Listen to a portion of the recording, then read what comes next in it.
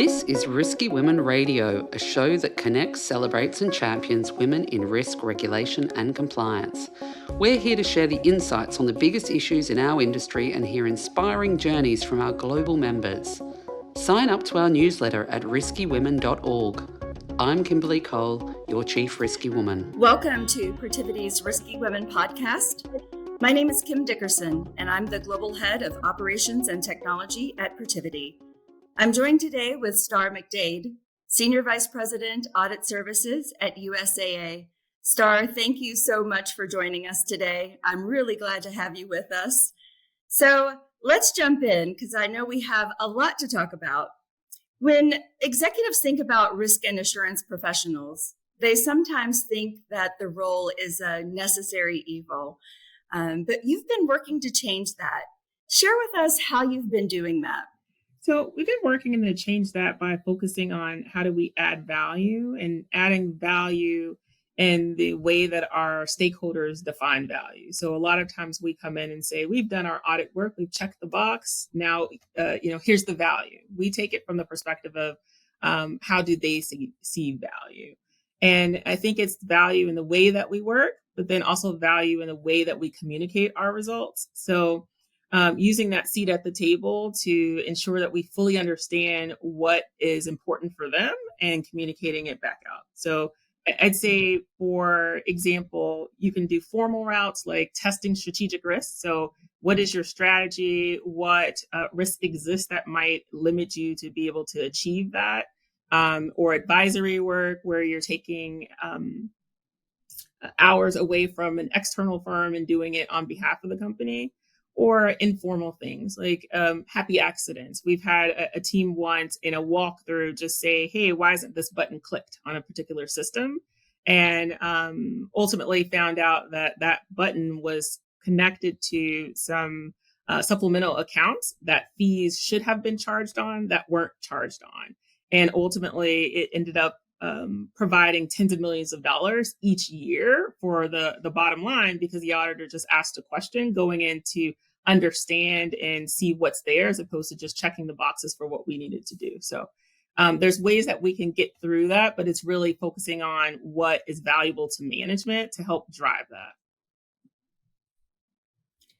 So you've been talking about moving from activity-based work to more value-added work. How do you work to shift the mindset of your team to really focus on not just completing tasks, but advising on risk management and providing other types of meaningful work? If they're trained to get through their work papers or trained to try to get through their individual audit work, how do you shift that mindset to more of that advisory, more of that value-added work? So part of it is helping them understand that it's really just one extra step. You're still going to do the same testing that you were doing before. The likelihood that your test plan and the procedures will change is low. It's just taking the step forward and connecting it to what's meaningful for management. So that way, when you communicate out your conclusions, it's not just, I provided assurance over these controls, but I provided assurance over these controls that will support you in achieving these strategic objectives. Oh, and by the way, X, Y, and Z, you might want to consider if you want to accelerate or if you want to limit disruption or what have you. I'd say on the other side, it's recognizing that for some auditors, it feels dirty. It feels like there's a line that you're crossing. And part of that is what in 2020, the IAA just removed defense from the 3 lines model. And so it's a journey. It takes time for folks to go away from the focus on defense and preserving value to the increased emphasis on creating value, which is what that change was meant to do. And so that alignment, the coordination, the collaboration that is now expected between first, second, and third line is newer, whereas we were focused primarily on how do we collaborate, communicate, connect with the board from an external perspective. And so it's helping folks to recognize that it is different. It is a change, but we should be adopting it. So that way we're supporting the success of the overall enterprise and not as a separate, distinct unit. And when I was in a public company, I used to always say, we're all operating for the same share price, right? We're not a different company.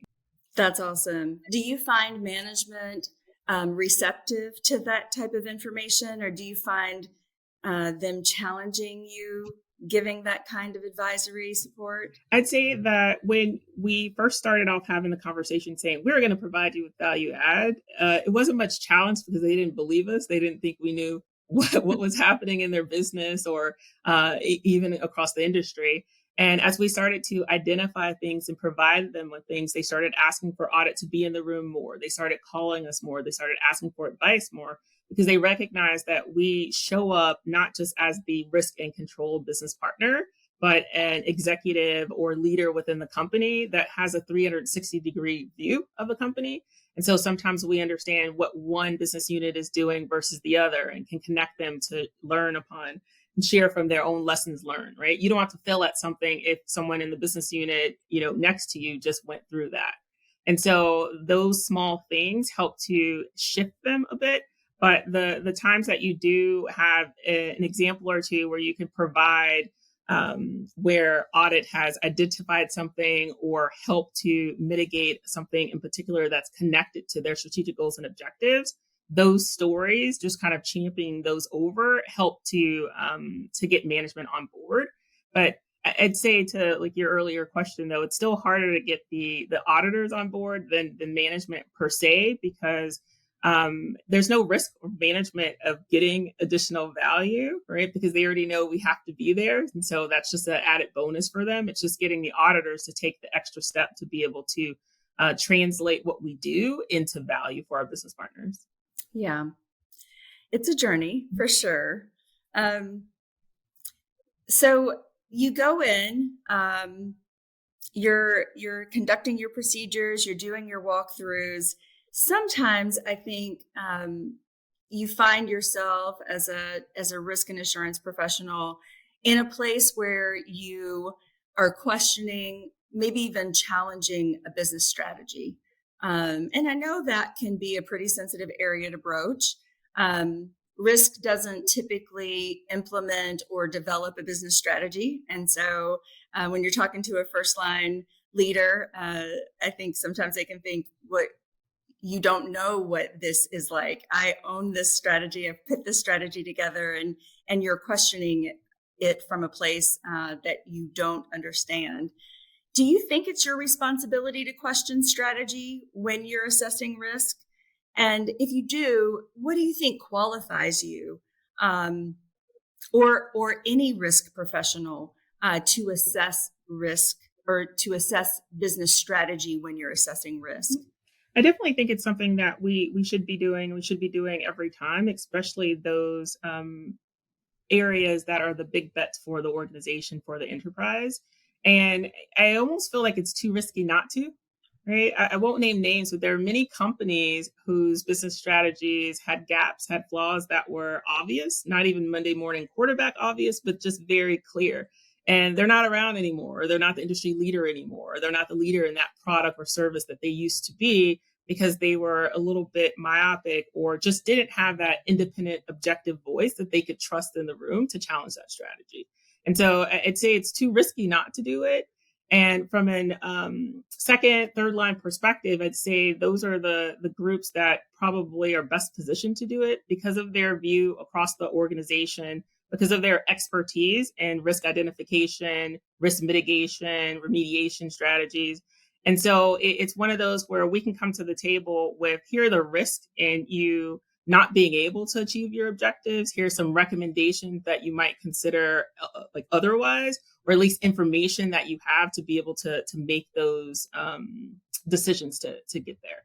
And I think that perspective would be helpful for them. The piece around, you've got done, I've had several business partners say, well, you've never managed a P&L. How are you going to tell me where my resources should go? It's really more about, leaning in on the opportunity cost piece too. And so if you don't do this, this is what I see as the risk, right? So regardless of if I've actually executed it myself, it's my job to understand not only what you do, but how you do it, and connect with others externally to be able to provide that type of advice. And so it's not always about having had to do it. It's just understanding everything around it to be able to provide you with that information. So Yeah, I like that. I think it's the role of assurance partners to evaluate risk across the board, right? And your point is a really valid one. There's a lot of really great companies that had what they thought to be great business strategies that are no longer in business. Somebody has to say it, right? This episode is brought to you by Protiviti. Protiviti is a global consulting firm with deep expertise in transformation, risk management, and compliance. Partner with Protiviti and face the future with confidence. Okay, so switching gears a little bit, you've made the transition from banking to insurance. Tell us a little bit about that transition and some of the lessons you've learned about the differences in those two industries. So the transition for me hasn't been too challenging. I'm now at an insurance company that, or insurance holding company that actually has a bank. And so I get to use some of what I've had before and learn new about what's sitting here. I think the biggest transition is the insurance products, services, as well as the oversight from the various state regulators. And so understanding how do you risk assess when you have such a broad coverage from a regulatory expectations and following in on the model rule from an NAIC perspective. So learning those pieces. I would say, though, that the thing that kind of makes it easier from a transition perspective is just understanding from a customer, or for where we are now, a member perspective, what the expectations are. And it's not much deviation because of, I guess, technology over the last few years. So customer expectations are pretty much the same, right? And you think about the top risks that would exist, like cyber, are pretty much the same. So it's really understanding the products and services and how you deliver on your customer expectations, and then how do you protect the overall environment and the risk. Yeah. Regulatory risk is one of those things that definitely keeps all of us on our toes. And, I think just generally speaking, the world is just an increasingly risky place right now. I think new technologies makes emerging risk and a really important topic. How do you and your teams assess emerging risks? So part of it is ongoing continuous and business monitoring. And so we participate in management committee meetings, forums, what have you. We review management reports to understand what's happening on a day-to-day basis. But then we also make sure that we're tapped into the external community. So whether it's industry conferences, forums from an audit perspective, a risk perspective, or the business products and services perspectives, reading, research, right? So it's essentially living it, right? You can't work 9 to 5 and then not think about it outside. So it's really understanding. I think the thing that makes it easier for a lot of us is that a lot of the products and services we offer are required until we all have it, right? And so I was talking to a new hire the other day about, getting ready for an audit that she's working on. And it was easy to say, do you have car insurance? Yes, she does. And so, how does that happen? What's that experience for you? What are you thinking about? What are you looking at? Did you get approved? Were you happy with the rate? So those types of things make it an easier kind of common sense approach for folks to think about the stuff that they should be looking at externally, and just translating that to all of the other things that we do. Thank you for that. Thinking about some of your third-party service provider partners, what is some of the advice you rely on them to give you, and how is that relationship or those relationships most beneficial to you? So I think what we rely upon our third-party business partners the most for is relevant information, right? And so I can say, oh, I used to do this or I used to do that.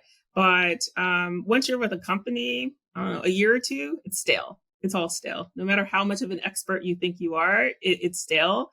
And so the third parties help us to do benchmarking, whether it's formal or informal, to question some of the things that we might have, to in an appropriate way, but understand the differences or the things that we should be thinking about and the questions that we might want to ask. And so if you go back to the question we had earlier about strategic risk, there might be some space for the third party to help us understand the other areas or other organizations that may have been successful or not in particular areas to ask the right question. Right?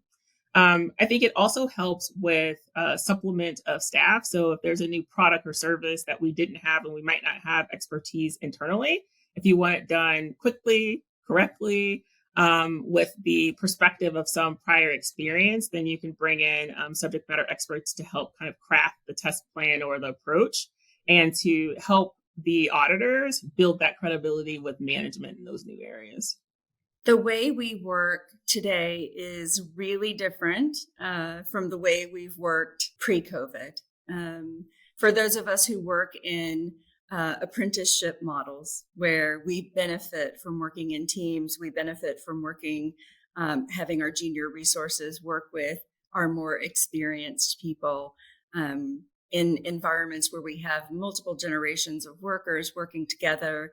How do you develop talent in today's working environment where many of us are working in hybrid environments? What does that look like for you at USAA now? So I think it's operating from a place where you recognize that ignorance is not bliss. And so you need to know what your people need, where they need it, how they need it, and what shifts need to be made.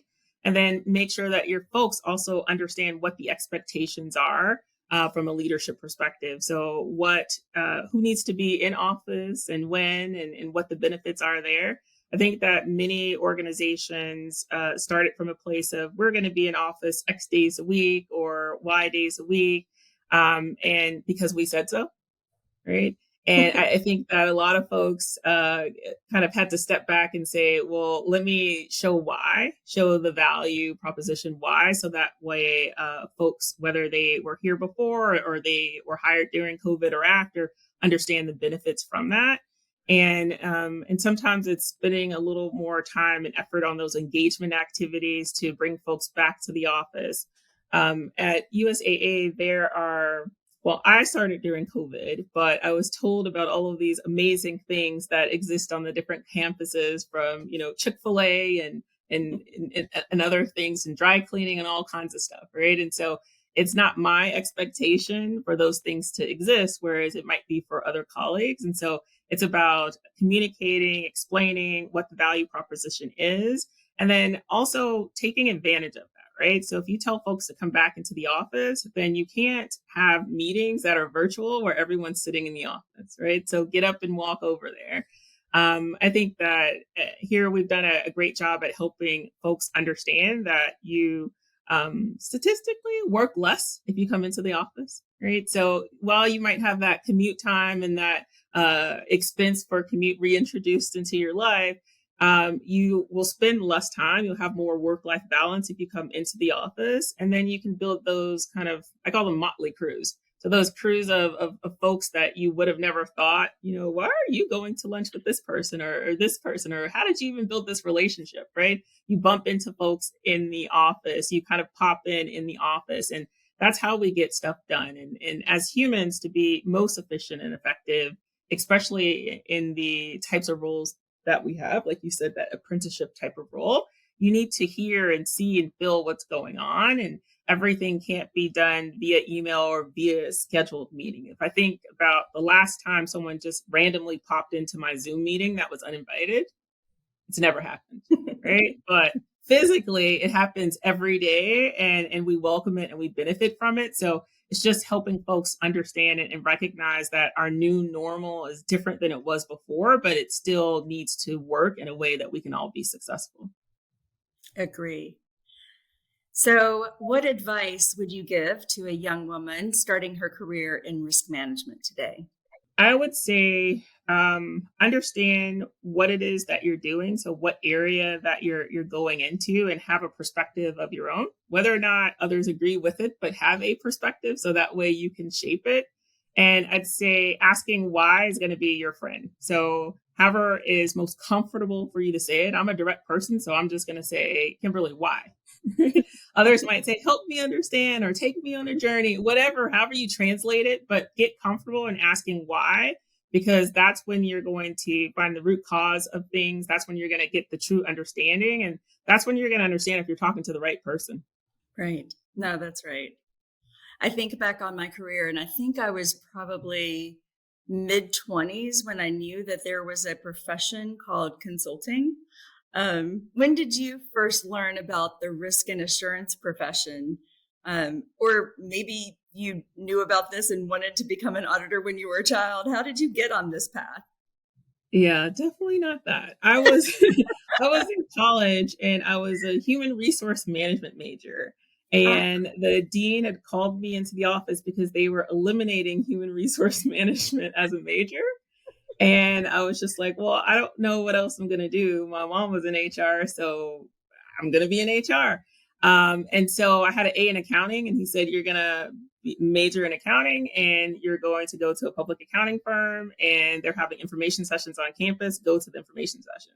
And they had, good food and this is when Arthur Anderson was around. And so like they spent a lot of money. It's like fancy dinner. So I was like, oh, I could probably do this.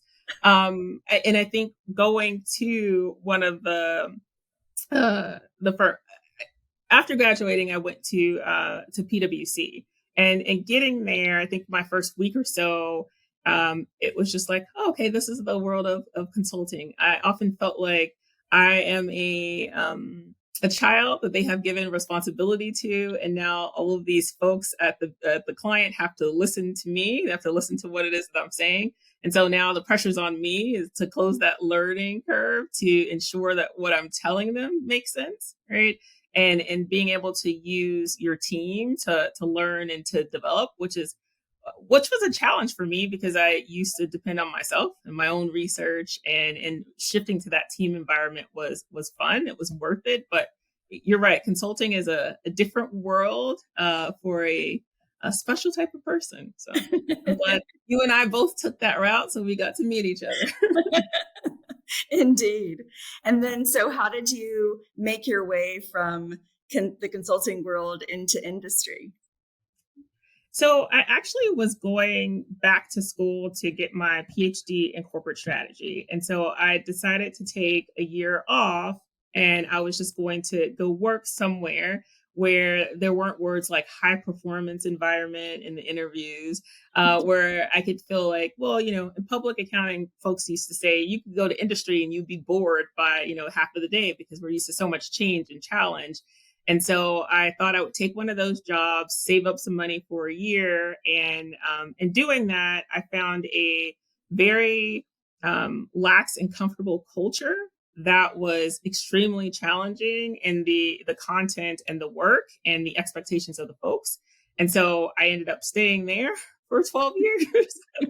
And yeah, just like did not go back to school, fell in love with audit or the ability to contribute and show a different face of audit, if you will. Not a bunch of accountants with green visors, but a bunch of fixers, if you will. And so yeah, still That's here. awesome. So if we talk to the people you work most closely with and we ask them, what is STAR's superpower? What would they say? That's funny. Someone told me this yesterday. Connecting the dots. So for some reason, folks think that I seem to be able to connect dots in a magical way, and that I can answer the question that's been asked in a succinct way. I don't think it's a really superpower. I think I just listen, right? I just listen actively. I'd say like my uncles and my like mentors, what have you. The thing that folks always say is listen more than you speak. And so I tend to do that. And when you listen, you can actually hear what people are asking for or what folks are saying. And then it just makes it easier to connect the dots. So it might seem like I'm, super smart, but in actuality, I'm just listening to what people are saying.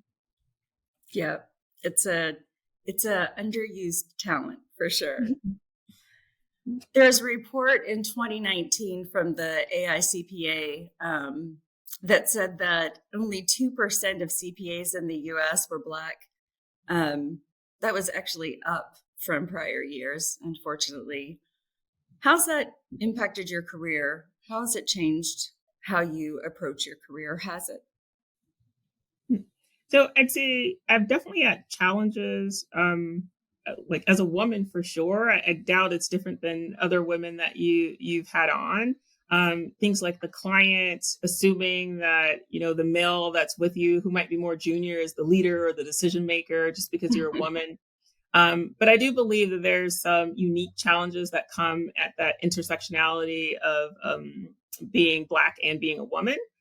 Things like people asking to touch my hair, or we had a CPA workshop once where we were volunteering and doing taxes for the local community. And my colleagues continue to ask me, am I ready to go? Like I was there to get my taxes done as opposed to performing the work for others and volunteering for others.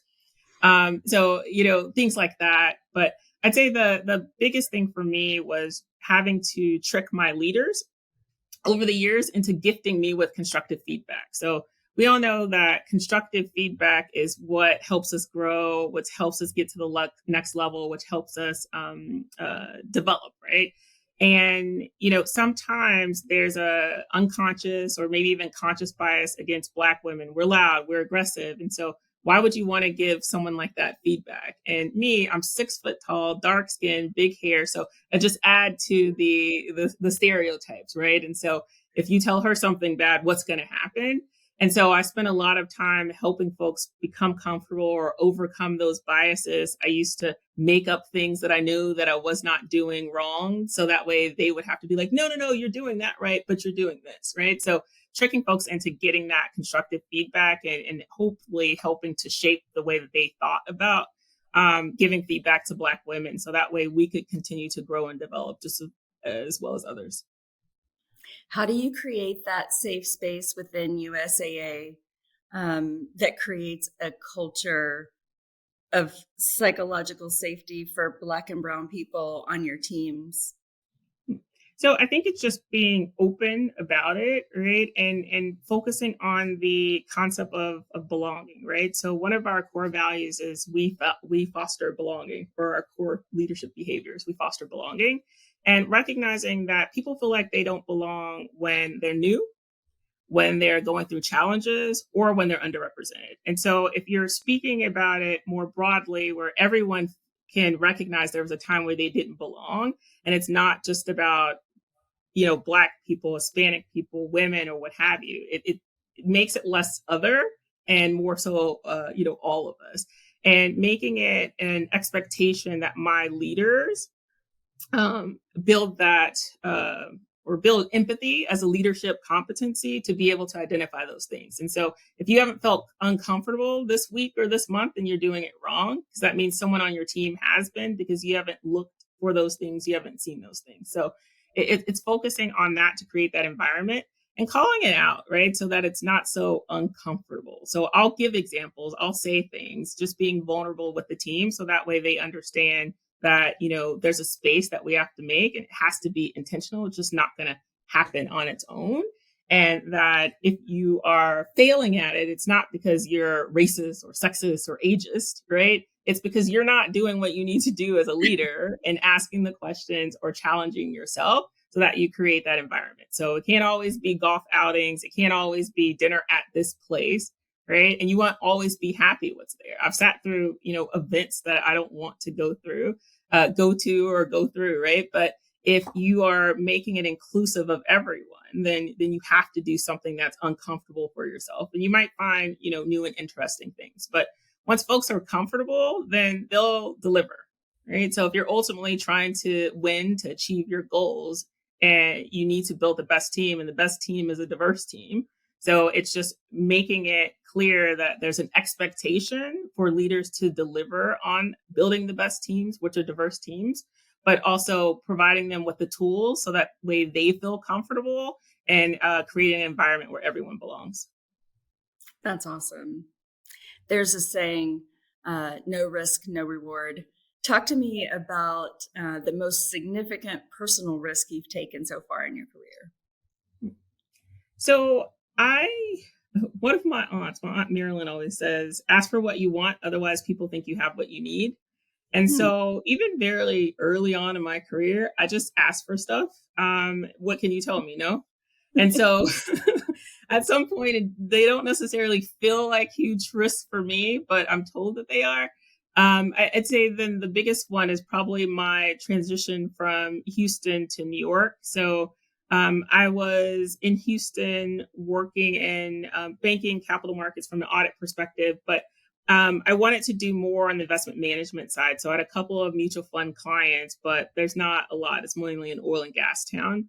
And so I'd asked a senior partner that was visiting from New York what opportunities existed for me to go to New York, LA, Chicago, or Kansas City, which is where the big accounts were.